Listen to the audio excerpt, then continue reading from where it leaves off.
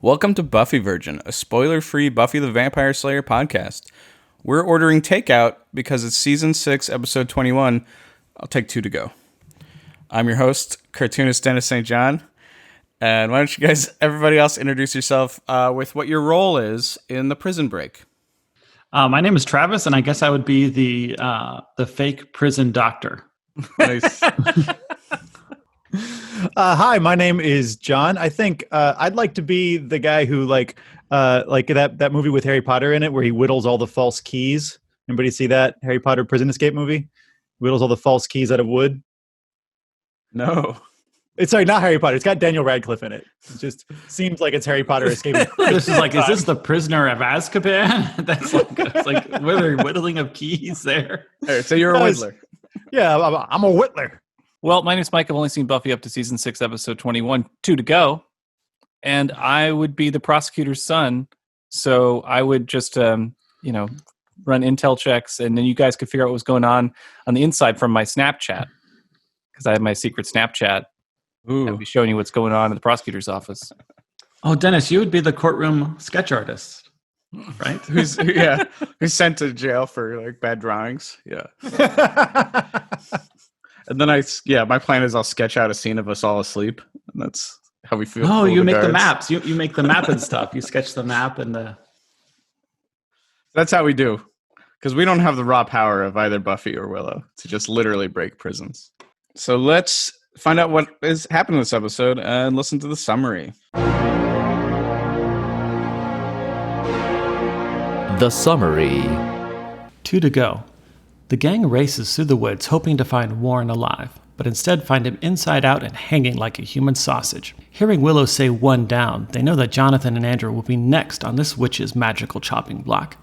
Using her demon powers, Anya is able to teleport herself to the jail immediately. While there, Anya tries to distract Willow while Buffy races to the jail and is able to make it just in time to bend those bars apart and extricate our 2 jailbirds. The gang steals a cop car, which should be enough to engineer their escape, but Willow commandeers a much slower, much larger semi-truck that implausibly is able to ram the cop car repeatedly until it runs out of juice. Meanwhile, during the life and death scenes in Sunnydale, Spike is facing down his own undead life and death trial in Africa.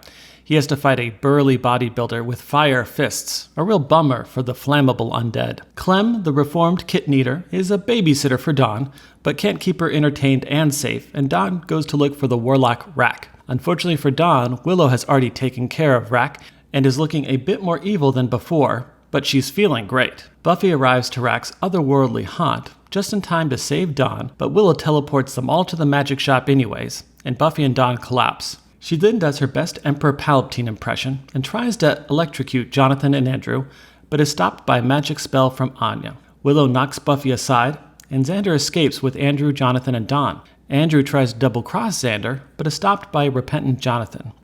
Willow realizes that Anya was chanting the magic spell to contain her power, and knocks her out and turns her attention to Buffy, only to be sent flying by a magic spell from Giles.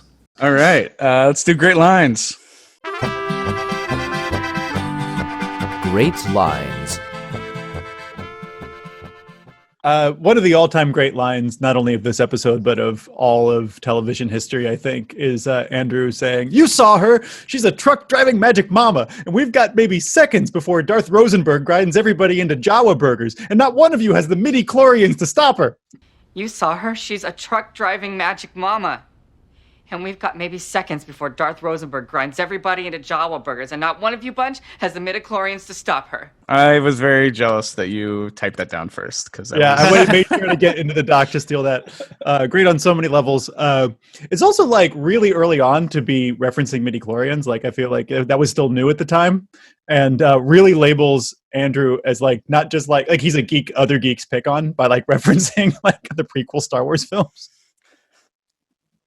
Yeah, I definitely want to get into Andrew's like constant pop culture this episode.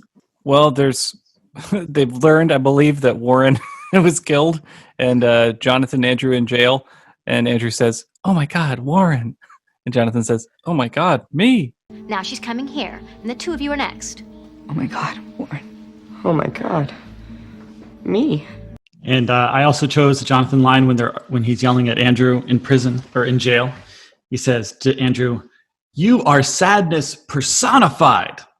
Lex Luthor had a false epidermis escape kit in Superman versus the Amazing Spider-Man Treasury Edition. Okay, first of all, those were sonic disruptors. Second of all, you are sadness personified. And it's like, that's a badass line. Like, you want to say something to someone, bam, you are sadness personified. I chose a Xander line, but he is reacting to Jonathan and Andrew. He goes, "I can smack you so hard your eyeballs will switch sockets." You know, I could summon a demon that would kill her. And I could smack you so hard your eyeballs will switch sockets. No one is getting killed. It's a good threat.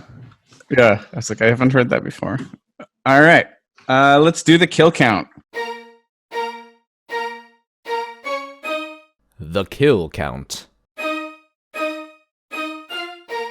A big week for violence. Not a ton of deaths, but we had just multiple KOs from everyone from cops to Anya. One literal and figurative jailbreak because shit gets broke. We have both Grand Theft Cop Car and truck possession. We have one dead warlock and one dead Mortal Kombat character. So that's the kill count. Let's move on to weird noticings and trivia. Weird noticings.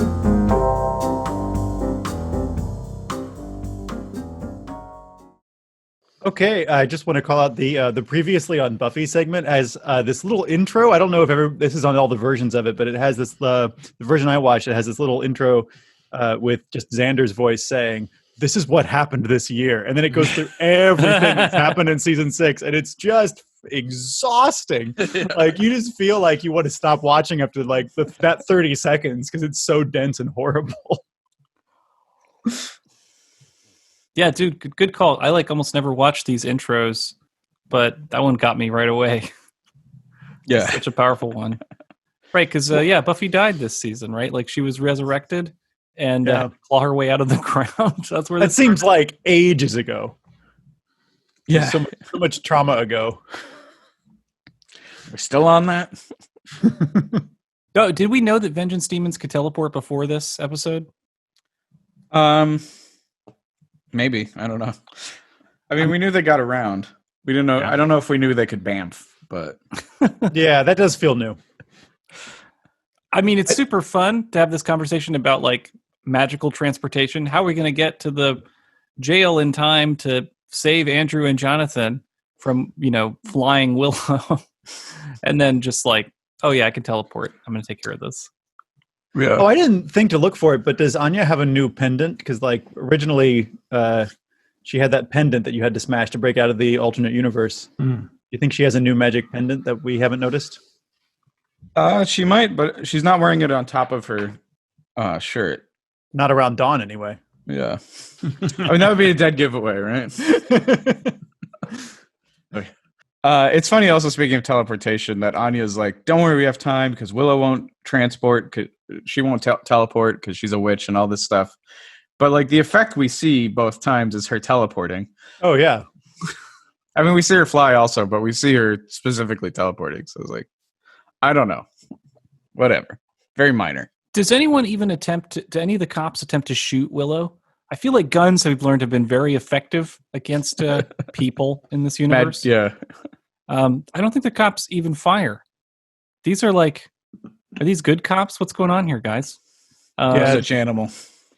I think if you look in the upper right-hand corner of the screen, you can definitely see that Willow has enough stars there to be assassinated by the cops.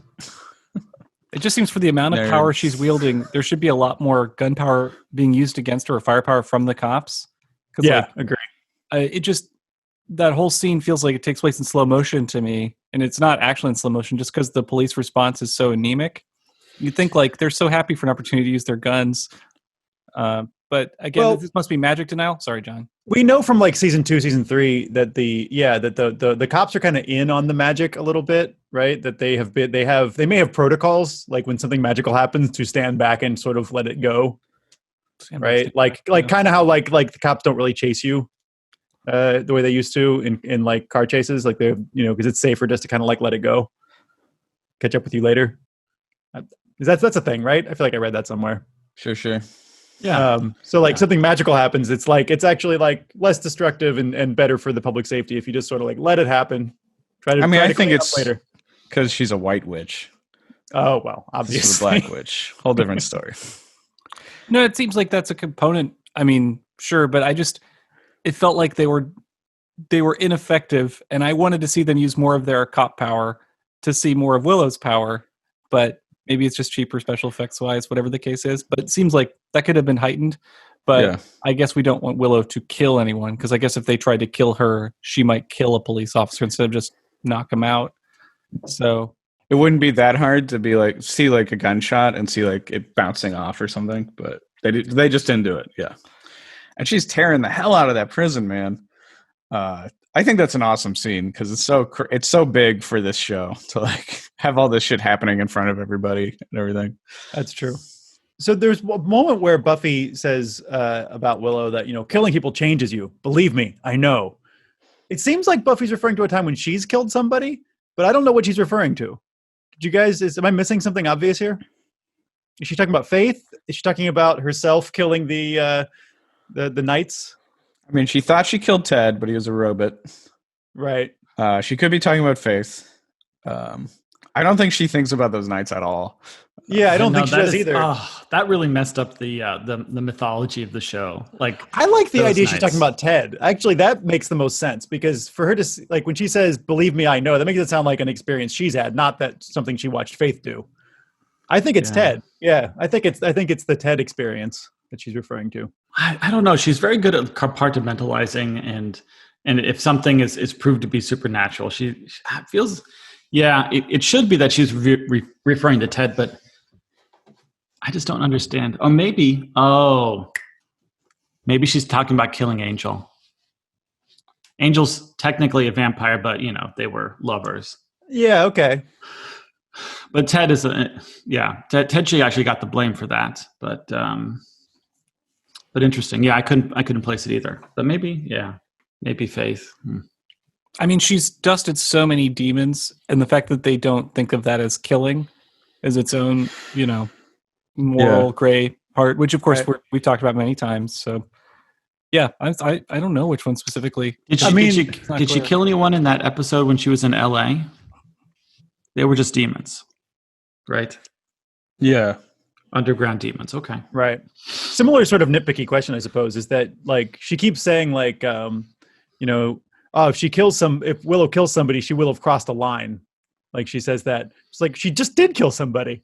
Why wasn't that the line? It's like, but she kills two people. That's the line. Gotta keep moving the field because they don't want to. They're like, yeah, we fucked up this one time. Okay, you guys want to do a little zoom in and enhance? Always. Yeah. Always. Okay, so I for dramatic effect here is how I'm going to do this. I want you guys to look at the screenshot that I have down at the bottom of the dock.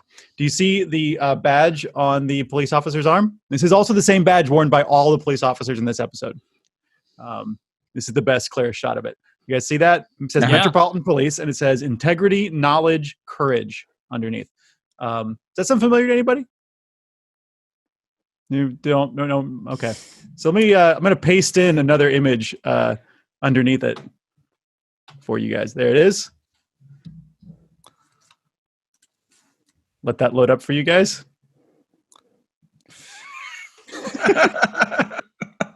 Wow. Okay. That was a dramatic reveal. Thanks. Wow. Well done. Wow. I wanted to get your reactions.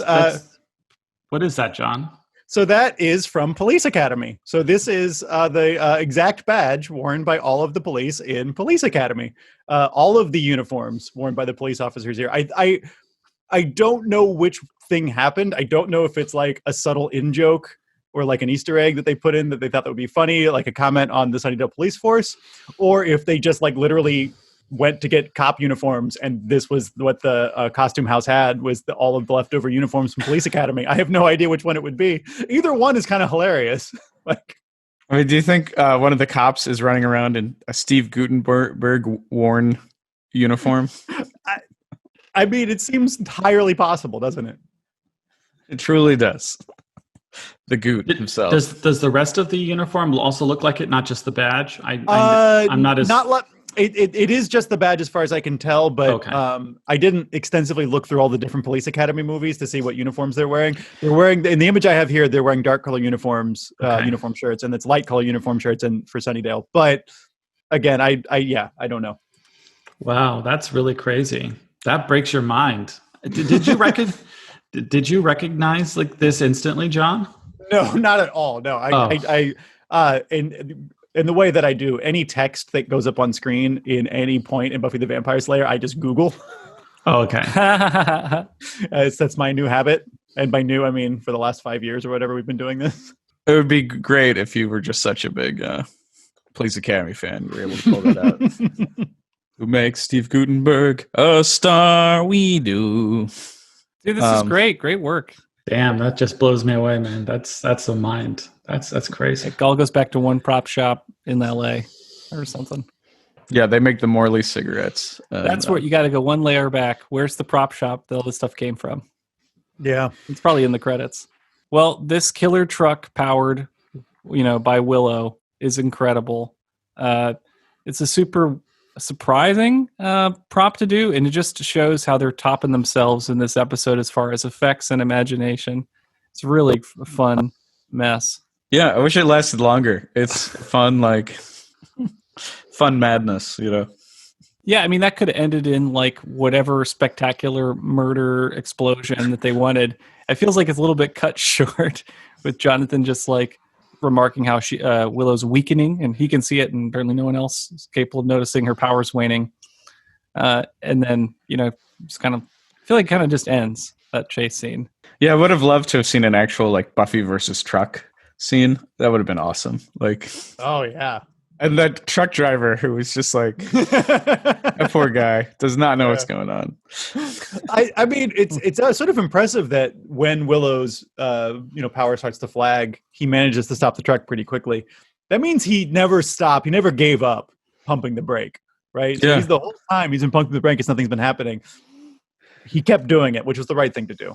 He got the control back right away. It was good. He's the real hero, is what you're saying. Yeah, absolutely. Oh, yeah. So I do want to talk a little bit about Clem in Spike's crypt, reviewing different snack foods. And Dawn's not really feeling it because she's, got bigger things to worry about. But I want to say that I am totally here for Clem's snack food review YouTube channel. I would definitely, that's a hard subscribe for me for sure. I'm definitely a sucker for people doing in-depth reviews of really awful mass-produced consumer products. Michael, you did a review at one point of different flavors of Gatorade or something, and that was Mountain great. Dew. It was Mountain Dew. It was Mountain Dew. That's what it was. Yeah, different Mountain Dew flavors. It was Gatorade, right? Oh, Mountain Dew. Yeah, I did it on video, and then I had another one on Gatorade. Yeah. Oh, you've done both. Yeah, absolutely. And then the one you did about your Taco Bell challenge. Love stuff like that. I'm definitely a sucker for that particular brand of clickbait. Yeah, and that extra layer of it being a demon. Really. Mm-hmm. Yeah. What more could you ask for? As somebody maybe a little younger than Dawn, I remember being into that kind of thing. When I'm with my friends, let's do a food. Yeah, I don't quite know why I did that. I don't get the enjoyment now. But I mean, I would be all about that for sodas, because there's so many weird sodas. And if you go to a place like a World Market where you can get access to international soda, I remember just being so thrilled by that. I know Travis and I would do that. Probably looped you guys in on that kind of trip to go and just buy different Asian sodas. Yeah. Jellies in it. And and we would go to that grocery store in Cincinnati. It was I want to say it was Big Al's, but it's not Big Al's. It's something else. Yeah, I mean, I still go to the Asian Mart and get excited when I see a new soda or something. Jungle Gyms. Jungle Gyms. Yes, Jungle Gyms. Shout out if you live in Cincinnati, Ohio. You already know about Jungle Gyms. When I see a Picari Sweat, I'm all Travis. Those are great. I can actually get those around here. Taste great. I've seen the Picari Sweat factory in Japan. Oh. Is it really just a bunch of sweaty people? Is it the sweaty women it's as they advertise?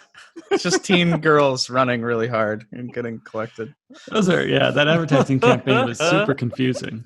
That'd be wow. It was a combination of advertising and how this is made. Well, Rack got super important these last few episodes. This is kind of an interesting character I thought wasn't going to come back or be essential, and then Rack is just like this hub of info related to the spirit world.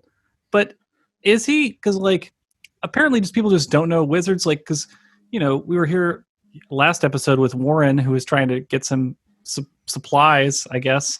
I can't go to the magic box for reasons. So Rack is like the other magic box, the evil magic box kind of vibe.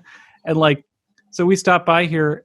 It's like the local head shop for magic stuff, but like you can't get it at the magic box. It's like the stuff that's under the counter. Anyway, Just a little bit like Lorne, like the host. Like he's got a little bit of that vibe going on because he also knows about the world. yeah, I would love if this had been fleshed out a little bit more than just kind of a drug den, because it feels like there's so many interesting needs the show has that lets us plug into Rack, at different times. But I think he's just ultimately too creepy for the show because he for sure holds the creepiest line this episode. You still taste like strawberries, but now you're ripe. You're ripe. Like, damn. Creepy thing to say. For sure. Yeah, What do you think that's about so that, awful. Travis? No, I was just saying that this feels like someone's pent up idea of like the scariest pornographic porno that they've ever not made. They're like, oh no, let's throw this in. Oh, let's throw this in. He even has a name, Rack. He even has like a strange name, right? But I want to say this is also when Dawn shows up at Rack's. This is like a perfect example of why you can't give your team members bullshit or BS jobs to do, right? You have to give someone something meaningful to do, because if you don't, they're going to go AWOL. And that's exactly what Dawn did. Like she didn't have anything to do. She didn't have any real role. So she just superimposed and made up her own role. And that got her into trouble. yeah, no BS work for the team. No busy work. Yeah.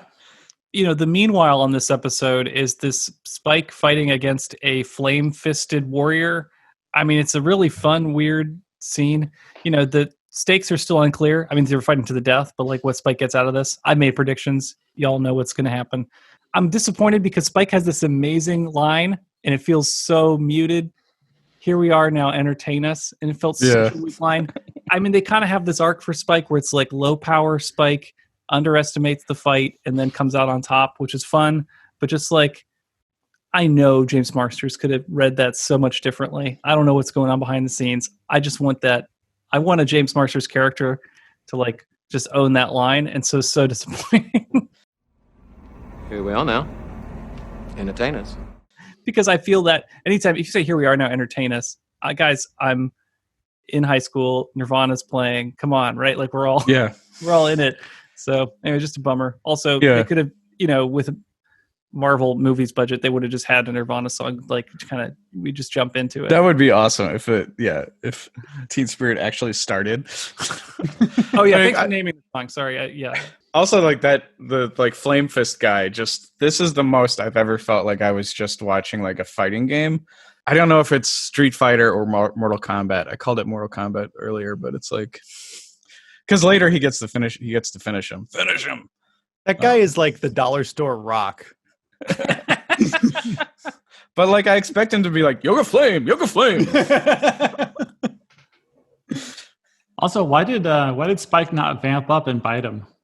Oh yeah, it's a good question.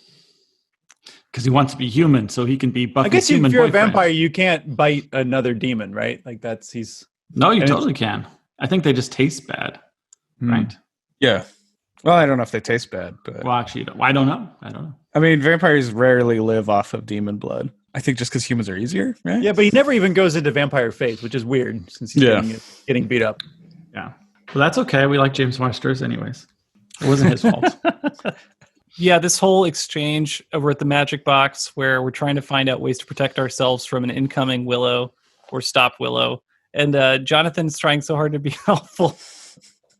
Like he switched sides so hardcore, but no one's noticed that he switched sides. Yeah. It's so frustrating, but that's part of the fun of the scene. Is like we knew Jonathan's a little weasel that whatever. The world's been turning against him for many episodes now, and he wants to turn so bad, but like the world just won't let him. He's like, "Oh, I know those Sumerian characters. Maybe I can help." Like, shut up, Jonathan. I love it. I love just like He's just so far in the wrong camp now. Nobody can trust him. He's just lost all his credibility. I mean, and the emotional arc happening that we're not even talking about is like Andrew keeps being like, we didn't do anything. We're the victims here. He's like creating this whole other narrative. And Jonathan is like, no, we deserve this. But he's like, I like Jonathan's story this episode where he's like, I've known Willow as long as you guys. Like, I know how bad this is, that this has happened, and this is my fault. But nobody wants to hear it. Nobody wants to like give him his redemption arc, right? Yeah. You're right, because that's what he's asking for. Yeah.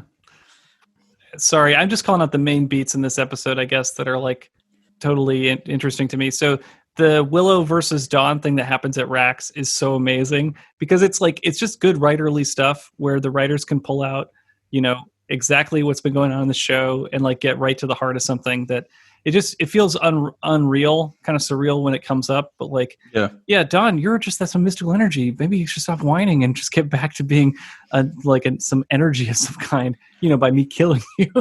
Like, it's such a creepy kind of moment for Dawn. Willow's been like, an untrustworthy friend for her this whole season. It just like, here we are. It's almost the end of the season, and it's getting a lot worse for Dawn and Willow. Dawn and Willow's relationship is really built on the existence of Tara. And like with Tara gone, it's like Willow could give less, does not care about that relationship. And I kind of believe this Dark Willow that's the case, that like real Willow doesn't care about this relationship, and it's Tara that kind of kept that relationship together. Yeah, she was the real mom figure, and like it's the terrifying thing for Dawn of like, is this maybe what everybody thinks of me? Like that I cry and that I'm not a real person? So like, what's the fear in the back of her head that she's like only thought of as this like ball of energy and not a real person? And then they just directly call it out. I feel like Willow is giving a voice to a lot of the like fan complaints about Dawn crying from this time. Yeah, I think there was a real strong anti-Dawn sentiment among a lot of fans at the time. I don't know if that's changed, but I think it certainly has for me. Like watching this through this time, I've really pushed up to be really Team Dawn. Yeah, for sure, me too. Although I like the thing they point out, I don't think it's a fault of the characters. A fault of the writing this season is that they go back so hard every episode on crying Dawn. It's like, give Dawn a week where she doesn't cry. Yeah. I mean, it's the whole repetitive nature of season 6. Like, let's have Buffy be sad this episode and then come out of it, and then she's super sad the next episode, right? But I really dig once Buffy shows up. I dig the practical effect, like camera trick that they do while Willow transports Buffy and Dawn back to the magic shop while monologuing, and it's through this like camera turn where the background changes and like the soundtrack like cues you in on it and stuff. It's so much better than if they did a like zap zap zap. Yeah. The CG effects just don't age well. Like even the purple mist lightning thing she does is just kind of meh. Yeah, it's medium. It's very medium. Yeah. Because there's stuff from the 80s that's really worked, and I don't know why the purple stuff doesn't doesn't hold up. I also loved and want to talk about the Xander Anya kind of forced to work together this thing, and like there's a whole lot of weird stuff happening in terms of what their arcs are. I guess like, what's going on in the relationship. Cause it's like Xander is apologetic. He's weak. Yeah. Cause he's totally impotent to start this episode. Like he can't keep up with anybody. He's not helpful. It's inadvertently led to, maybe this happening. It's, he takes a lot of blame for himself. Anya doesn't want him to be a martyr. I mean, this is just a lot. And, for people that basically never want to see each other again, this is pretty wonderfully intense. When you break up, but you still have to save the world. Totally.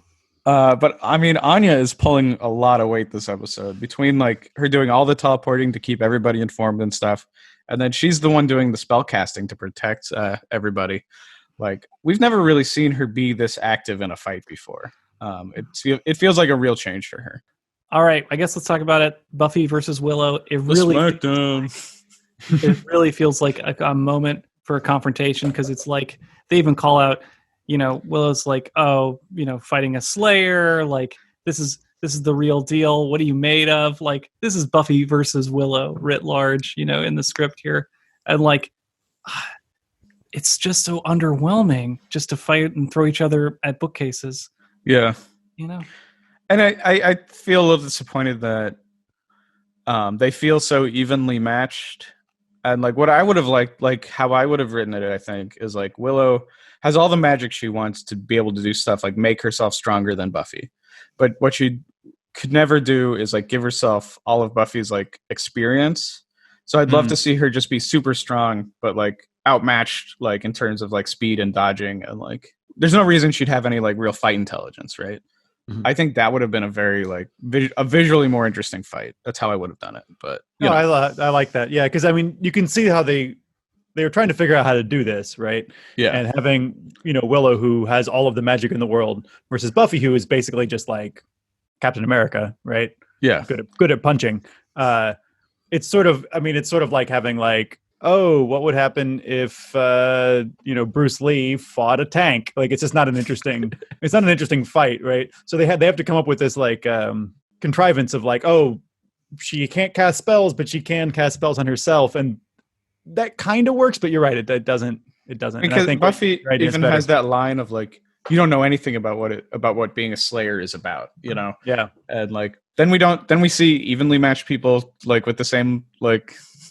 Oh yeah, and Willow even's like, I'm gonna be the Slayer. I wonder what it's like to be the Slayer. Like, she's gonna become the Slayer if she kills her. Like, there's like a couple random wild lines happening, and they're cutting to these there's like a crane shot in it, but the crane shot is clearly just there to hide the stunt people. It's not really like there to make heighten the fight.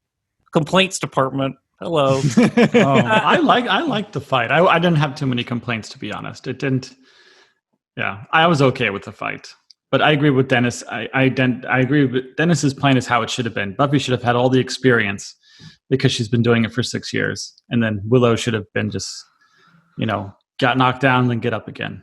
Yeah, and I guess just like then you pure get knocked powerhouse, down again, then you get up again. You take a whiskey drink, you take a vodka drink. And I was just laughing that Buffy had one-liners. Like, they kept doing one-liners until they just one-linered themselves out, and then they fought. But like, if you're like a badass like fighter, you got to get your one-liners in check. Like, you need to sit down with some reams of paper and write out those one-liners, because you got to have them on call for your next fight. Yeah, this is why Spider-Man is such a frustrating character for people to fight, because he's just constantly quipping, and you're like, can we concentrate on the punching? Well, he's a journalist, spends a lot of time writing those one-liners, really nails it when he heads out there into the web world. The Jonathan Andrew thing, gosh, the inversion here where Andrew's like going to turn on the Scoobies is awesome. I mean, it's so brief, but it's like, that's all I expected from Andrew, something so small like that. But it's awesome. I also like, if I was Xander and Andrew was sticking a knife like at my throat, a sword at my throat, I still wouldn't be afraid of him. I just don't believe that guy is as a threat in any way.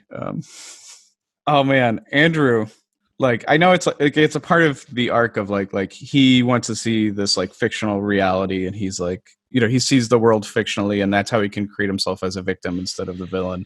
But his constant pop culture references are like so much. I'm like, this must be what it's like to hang out with Kevin Smith. Why I would never want to do that in my life. I mean, it makes me cringe a little, because it's like, this is kind of how we used to talk, right? But I'm glad we don't do that anymore. Oh yeah, totally. Yeah, we've all been cured. I wouldn't Obviously, say cured. I would see we haven't. I just realized that I do that version, but I just quote Buffy. So I'm like Andrew. It's all Buffy centric lines. Yeah. Well, when things get rough, he just hides behind his Buffy. Buffy. I mean, you literally just did a Chumbawamba bit just like minutes ago. I mean, I don't think.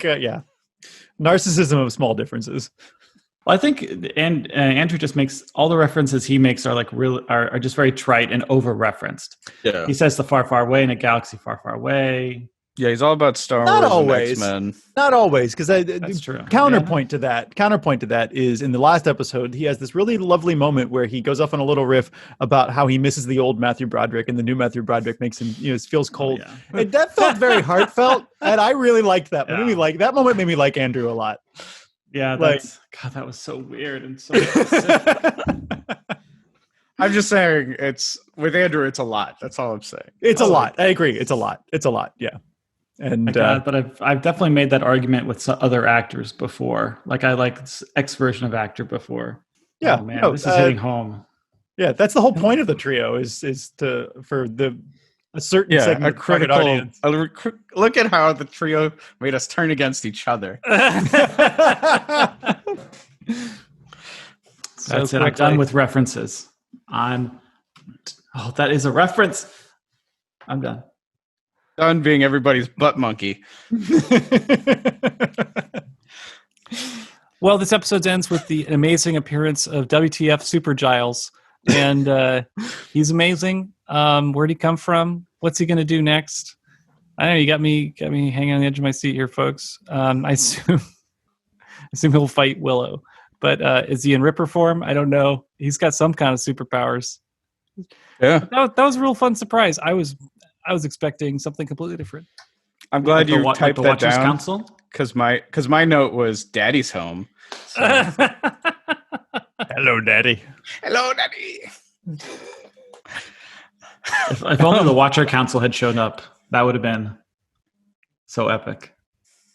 Right, because Willow called herself the Slayer. They're like, we've got a new Slayer. Man, you couldn't wake those guys out of bed if you killed 3 Slayers. All right, guys. Let's do questions for the group. Questions for the group. We just got one question. All right, I think it's an important one. It's an important question. Of course, it's about food. So my question for the group is: what snack food texture what snack food's texture do you dislike, but actually like the flavor of? So in the episode, it was cheese balls. And I think, and for those of you not in North America, a cheese ball is generally a puffed corn ball that's coated with cheese. So for me, I'll go first since I came with the question. It's the Lucky Charms marshmallows. So Lucky Charms cereal, North American origination or derivation.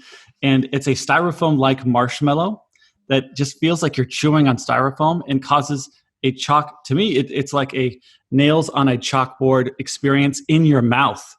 And so I can't eat those marshmallows unless they're so soggy they are not styrofoam. That's the trick. Just let them soak. Let them soak. I can't remember the last time I ate Lucky Charms. It's been a long time. Well, you've gone to the adult version of cereal, whatever that is, right? Like muffins. Yeah. Leave the kids' cereal behind. Muffins. That would be great to have an aisle in the grocery store where there's like cereal and then there's like muffins in a box. It says for adults only. Give me a muffin.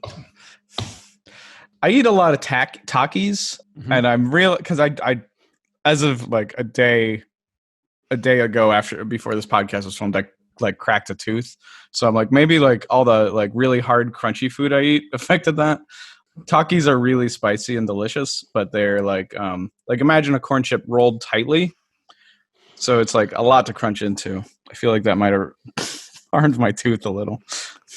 I've been slowly exploring the British snack food world. And what the recent thing that I had that I think fits Travis's description of good flavor, weird texture is I just bought a bag of Marmite flavored cashews, which is like on paper really good because I like Marmite. I'm team Marmite. I like cashews a lot, so I was like, I'll definitely get these. And they do taste good, but they're weirdly sticky. Oh, huh. Oh yeah, which is not sticky. Not okay. Sticky, not into it. You know what I really like cashew-wise? Trader Joe's has spicy Thai cashews. Oh, that sounds good. They're expensive. It's like $7 a bag. Yeah, cashews are always expensive. Yeah, but cashews are a sometimes food. Well, for whatever reason, I just don't really like soft things. I like things to be kind of crunchy. Like cake is really soft, and I guess it's not really a snack food. It means it's like but it's not food. No, it would qualify. Yeah, just like. I don't mind cake, but it's just so soft. I wish there was a crunchy cake, you know? I guess that's a cookie. I'm with you on that. Yeah, you must really dislike tiramisu because tiramisu is cake that's soaked. I'm You're just not a always been pudding put guy. off. No, pudding is disgusting to me. Yeah, you're right. I can't handle this like goopy texture, but the flavors are often so good in pudding. I didn't know that about you, Michael. What if I Yeah, don't like eating goop? Yeah, you don't like soft food. I mean, I need a things lot of that people don't like crunch. pudding. It is goopy. Yeah. What? I'm with Pudding's you on cake, delicious. though. Cake is overly, I think, would be improved by a little bit of crunch. I agree with you on that. Maybe like a crusty outer layer. You I know? think you're describing a pie. Which is so superior food stuff to a cake. It is. A pie travels better than a cake. Let's all admit that. But It's also I'm better not- for eating with your face. better for You're right. smashing. I'm totally team pie in the cake pie thing. That cake pop thing, though, is like it's all wrong to me. That What's should be a cake compromise. pop? Is that cake flavored pop? Well, it'd be like a cake that's dipped in like a chocolate or something. Like it's kind of like a donut, almost like a glazed, like a cake lollipop. Yeah, so donuts are fine. Oh, They're those soft, things. but Those are cake gross. Yeah. But cake, like because donuts, I guess, are kind of like cake that's got a You can little make them fried crunchy. element. Yeah, Yeah. Well, they're just enough texture that a donut is fantastic, but just cake itself is like it's like eating the filling of a donut, right? Does this mean that you prefer raw vegetables to cooked vegetables? No, I still prefer cooked vegetables. Always been into cooked. Depends on the cooking. You got your roasted vegetables. That's got a nice little, skin to it. You got some texture there.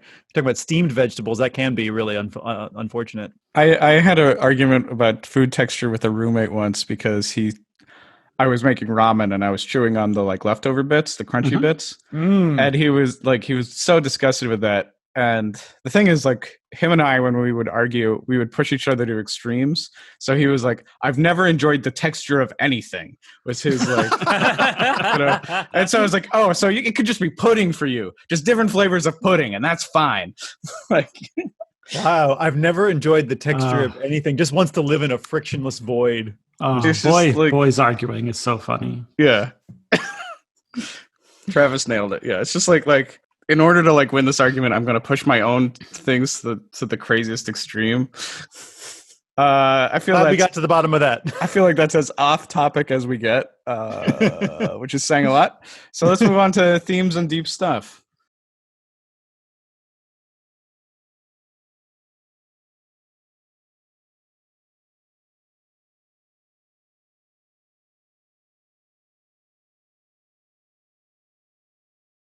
So the only thing I wanted to bring up this episode is like, so after Willow kills Rack, we get like Dark Willow version 2, which is like she goes from pale face to like vein face. And it's just a little design choice, but I think it's interesting because like first you got the whole thing of like witches having like two faces, and like the face of evil has skin problems thing, right? Like there's countless like examples of like when you become evil, you're like the reveal of like your true face, right? And you have like your Freddy Kruegers, you have like Angelica Houston and the witches. Oh yeah, you got this whole thing, right? I mean, the witch from Snow White has her like monstrous face, right? So it's interesting to see that happen to Willow because she's like, and it's like, I mean, it's a trope and it's a cliche, and there's a lot to criticize about like what is this saying about people with disabilities and stuff to like other them. But a thing I wanted to bring up is I don't think this is necessarily the first time in pop culture that like a character gets veins when they get super powerful, but it's a very distinct marker. And I think it's interesting how much that's visual effect this effect has on pop culture. And down at the bottom of the docs, and I brought up examples like Andrew calls Willow the Dark Phoenix at one point. And I wanted to bring up, this is at the bottom here, I have the 2006 X-Men Last Stand. And we could start to see like the visual effects because we start to see like the skin cracking to show Jean Grey's power. Like she's got so much power, her skin is cracking and stuff.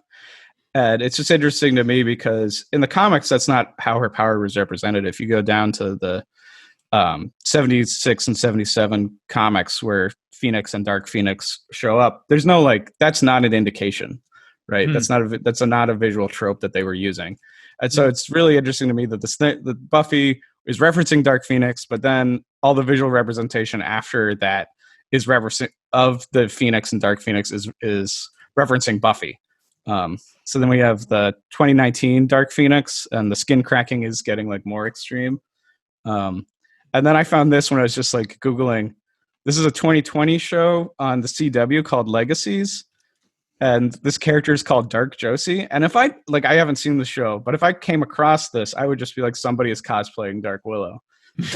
Totally. Yeah. But this is aired on the CW, which is like Buffy's legacy network, I guess you could call it. I don't know. I just think it's interesting to like what an impact Dark Willow has had. Andrew, this is really excellent research. I'm really impressed with you were able to. Thank you.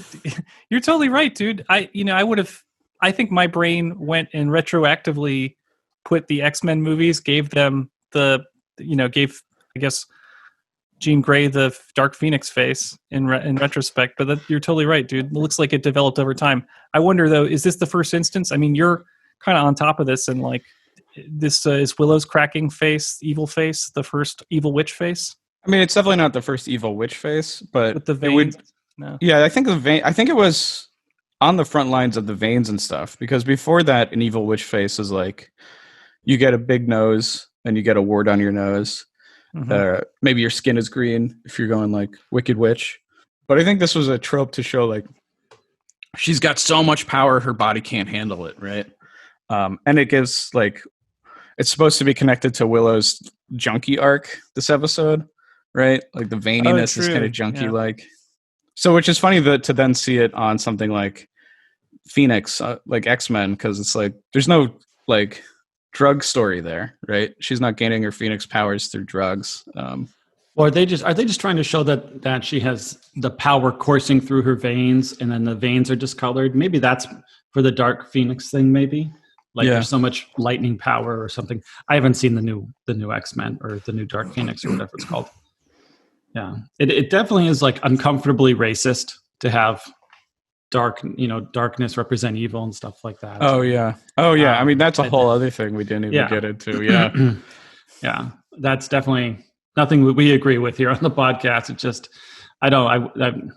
that's definitely uncomfortable to see that portrayed. Yeah, that's like the subtle language of like magic that you're like then. Like, but how does it like play out in the real world that we're associating light with good and dark with bad, right? Yeah. Good call, Trev. Yeah.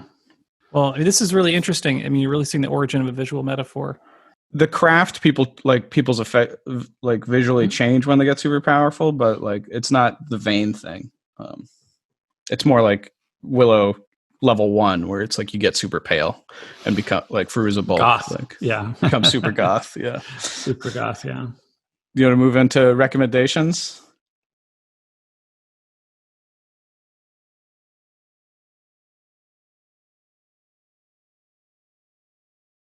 So I definitely wanted to talk about killer truck movies because there's a couple good ones. Well, there's one good one and one terrible one that I have in mind. The good one is Duel, which is Steven Spielberg's first feature, right? Made for TV movie that he did, which if you haven't seen it is it's exactly Jaws, but if Jaws was a truck. It's super good. Love that movie. And then the other killer truck movie I could think of was Maximum Overdrive, which is based on a Stephen King short story. It's the only movie that Stephen King has directed himself, and it's terrible, and it's why he has not directed and has avoided directing anything since then. Yeah, the story is like I don't know if it's true or not, but that he was uncomfortable directing actors, so that's why he chose like a story where he could direct mostly like inanimate objects. Oh, that's interesting. But that one has the visual of the truck that has the Green Goblin head. Like that's a really strong visual. Which was that gave me that just image way before I ever saw the movie when I was a kid. Gave me like not maybe nightmares, but like definitely was very spooky to me. That scary killer goblin truck was really scary. Well, I was going to recommend Rolling Vengeance. It's a Canadian rape revenge movie. I don't really like the title rape revenge as like a genre, but that is the style where wrongs are done and then they are righted. In this case, by a truck driver with an 8-ton truck. That's like, I mean, it's built for revenge. It's awesome. Yeah, he like soups out the truck into like a monster truck of death that the cops don't know exists, so he can like attack people with impunity because nobody has ever seen this truck and lived. Yeah, and you're just basically so excited every time the truck is out because you know it's going to kill somebody. Every time the truck catches somebody alone. The truck also, to like continue the thing about it being like a rape revenge story, the truck has a giant drill in the front that he uses to drill people to death. Oh man, yeah, it's good if you like giant trucks, man. Notice that I'm not recommending that movie. I also watched that movie, but I am not recommending that. It's fun to watch with friends, especially if you have one friend who's upset about it. Man, ideal conditions if you can handle it, if you can find it. The other thing that happens this episode is a prison break. So I was like, I mean, how often do we get to recommend prison break movies? Yeah. So I feel like the classic, the best of the genre is The Great Escape. Yeah. Let's escape from a Nazi prison camp, and we'll do it with like everybody has their like, what role they take, and it's got like it's got good actors. It's an enjoyable movie. So I'm gonna recommend that. The one that's like let's never properly escape is Cool Hand Luke. Though like like I'm too like difficult to properly escape or to properly be in prison movie. I haven't seen that movie in a long time, but I used to really like it in high school. Yeah, me too. Yeah, I feel like I'd be interested in seeing it again and seeing what I think. And then the one that's probably most similar to how Jonathan and Andrew are, minus the pop culture references, is "Oh Brother, Where Art Thou?" Just like dopes on the run. So those are my prison break recs. And obviously, there's a ton more. It's a huge genre. I didn't even get into like Clint Eastwood movies. Well, I was going to say you're missing one, which is number one in Criterion Spine Order, which is The Grand Illusion, classic prison break movie. Nice. Yeah, I haven't seen The Grand Illusion. All right, why don't we do Where Do We Go From Here?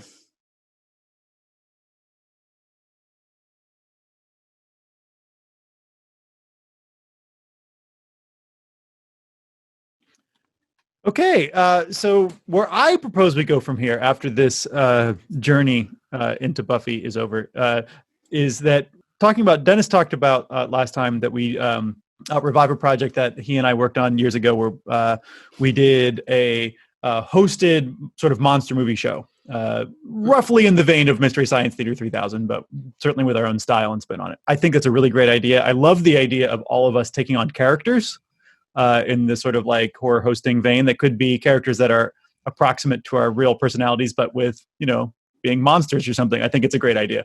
What I would like to suggest is that maybe as a way to take it in a slightly different direction, since that's very well-worn territory, the idea of doing a hosted show with monster movies, is that we take the same approach, but to FMV video games. And there's just a lot of them out there. They are, in their own right, many of them just very campy movies, right? And so you could take kind of the same approach to a lot of them. There's a Goosebumps FMV game I discovered today. We could certainly do Night Trap, which is basically just a B movie anyway, right? And I think we could work in some interesting approaches to this. Michael has talked many times about the idea of us taking the show live, rather than doing a podcast, which would certainly save us the work of editing, but also maybe attract an audience in a different way. Maybe, who knows? And doing a video game live has some interesting opportunities, I think, that it presents. Which, in that, if it's a choose your own adventure type game, we could certainly have people voting on which way the story will go. Yeah, right? like if we did it on live. Twitch. We could have, yeah, exactly. Do something on Twitch or on YouTube Live, something like that. I think there might be some interesting technology opportunities to figure out ways for the four of us to pass the controller to one another, or I don't know how that would work. I think you'd have to figure it out per game. But yeah, that's my pitch. I don't have a clever name for it. FM Vengeance. There you go. There's a name. I like it as an idea, but I would want to do it as instead of my idea, in addition to. Sometimes we'll do a public domain movie. Sometimes we'll do this FM video game thing. Sometimes we'll do like a radio drama. Let's really change it up. Yeah, I mean, listening to a radio drama, then it's like just a cacophony of voices to figure out, but that's a great idea. I mean, that would be the challenge of like, what do we do differently for the medium every time. I mean, not every single time, but maybe those are the three like mediums we're trying, and like we have different versions. And one's a strict podcast, one's a Twitch stream. Why not do novels? We could just read aloud a novel. Yeah, why don't we just like get an Audible account and then like riff on it? I don't think anybody's really found a way to riff on books live, so I think that's a great idea. Like challenge. Yeah. I mean, well, there's that. My dad wrote a porno one, right, where they read a chapter from a porno book. Well, actually, there's a whole list of books that are in the public domain that need audiobooks or have not had an audiobook done, and there are people who record audiobooks for free books. So we could definitely choose a book and then record the audiobook. It'd be so horrible if you were somebody who was like sight impaired and you're like, finally there's an audiobook of this book I've been meaning to read for ages, and then it was us making fun of the book while we read it. That would be really annoying. That would be like a real disservice. Well, maybe in that case we would not make fun of it. We would just read it. But with flair. I mean, that's a different version. Yes. Well, I mean, I know we could do like the Castle of Otranto, which is a classic Gothic horror that's like super old. Lovecraft even references it as a source of inspiration, and it's super cheesy and weird. That'd be a super fun one. I want to yes and though John's like suggestion of FMV games because it's such a weird genre. It's really prominent in the 90s. It's like this early CD, early interactive fiction thing where people are trying to figure out how to do it, and it's just like people dumped all these terrible concepts into like HyperCard projects and just made them work somehow onto CDs and DVDs.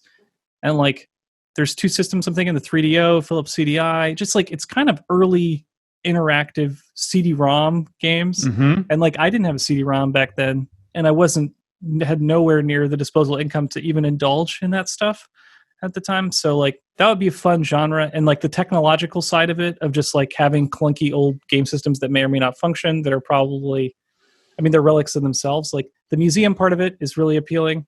I mean, this is like where, yeah, I mean, I think that would be kind of funky and interesting to do. Problem is, I think those games play so fast that we wouldn't even have an opportunity to vote on decisions on what to do. And like, they're also all super hard. It's almost like we could just record a play where we finish the game and then just play it back for people. Yeah, and then, like, that makes more sense. Riff on the scenes that are because like, I mean, or it could just all fail together. I mean, it'd be like playing Dragon's Lair live, and it's like, cool, that was fun. All of us suck at pressing the up button at the right time because the trigger's so. I agree. I think that is a problem that would have to be solved. Is how do you deal with the real time reaction element of it? And it'd be no fun to watch us die 10 times in a row in the same spot. Yeah. But what about playing text adventure games together live? Huh? What about that genre? Oh no. That sounds fun. All right, Travis is in. We're going to play Zork and its ilk. Colossal Cave Adventure, whatever you want to find. I feel like this idea is getting really away from me now. Okay, well then. Let's riff a movie. Now we're just playing text games together. Dang. Yeah, and we could set up so we can play via text, right? Yeah, we could just text in to play the game. We wouldn't even have to play. We just have it running and then riff on what people are doing. All right. Well, maybe that's what we do. Maybe it's not. There's no way to predict. Speaking of predicts, let's go into predictions.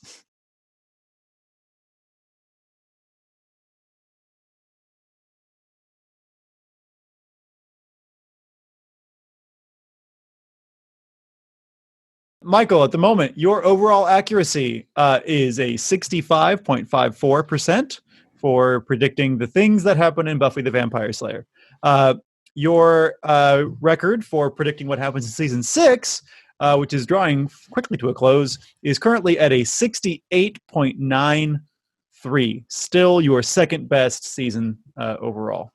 So, not too many predictions to address in this particular episode. We had a lot to address in the last episode, but for some reason, this episode, not so much. In season 5, episode 15, Michael, you predicted that Dawn will play with a spike-like object.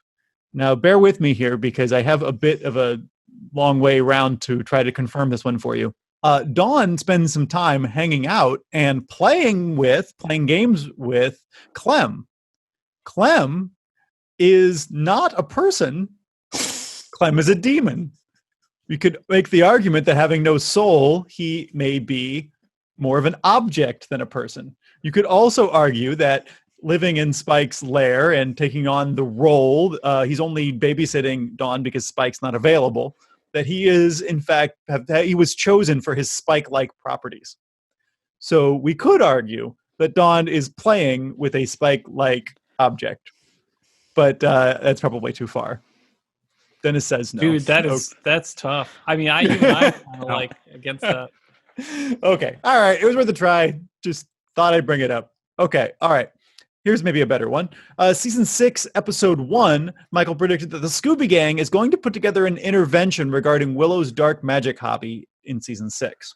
So is this an intervention? They're definitely trying to intervene in what she's doing. There's no like chairs in a circle. There's no talking pillow.